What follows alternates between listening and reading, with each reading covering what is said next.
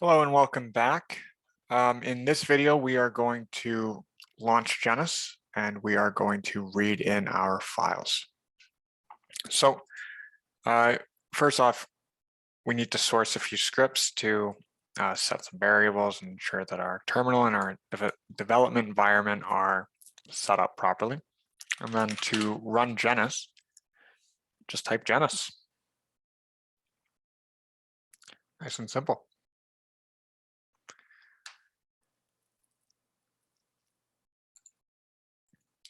So once Genus is ran, we can actually show you what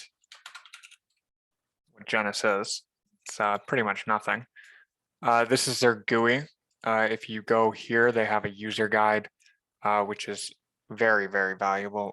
It has every single command that you can run in Genus and a detailed description. So I do invite you to look into this yourselves and try and further understand what is available. What we're going to do is we're just going to be going through a relatively basic flow. So the first thing that we want to do, like I said, we have our TCL scripts, is our library setup. So we have these database variables, which is what the setDB is. And this command, setDB init-lib search path, is basically explaining to the tool that if you look here, you will find our liberty and our left files. And so the tool knows where to look. Next thing we want to do is we want to tell the tool where our HDL is. And that's what that command does, setDB init HDL search path.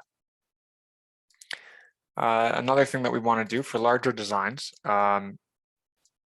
you'll want to, this is just super thread server. We're saying that we will be doing like parallel synthesis through our local host, and we will be using 24 CPUs, which is listed in this command. setDB max CPUs per server, 24. Another thing that we want to specify is our process node. Our process node is 130 nanometers. That's important for physical synthesis.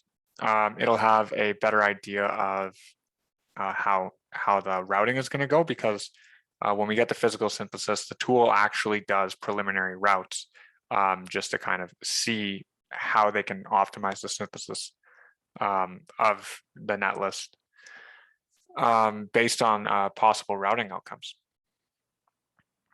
Finally, we're ready to read in our libraries. This is the read libs command, and you can type in all of the libraries that you would like to read in. In our case, we're just reading in the typical 350 nanometer library. And this is just, we're doing it, this tutorial in 350 because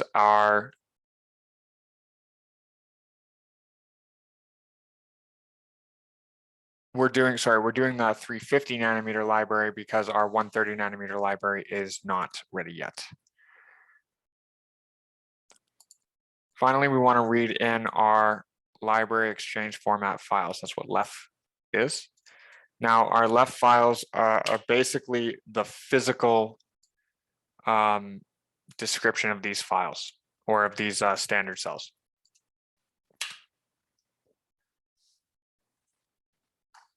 And you can see here that we have almost 400 or over 400 usable cells with around 75 sequential logic cells. So this is actually an old command. Genus and these tools are moving to databases instead of liberty and left files.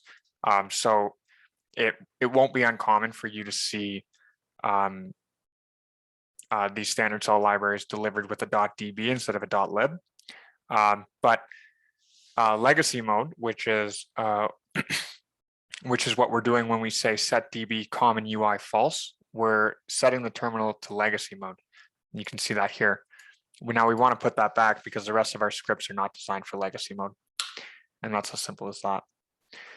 So what we've done now is we've shown the tool where all of our RTL is, where all of our libraries are, and we've loaded into the tool our libraries with the physical information. We're now ready to start elaborating and synthesizing our design.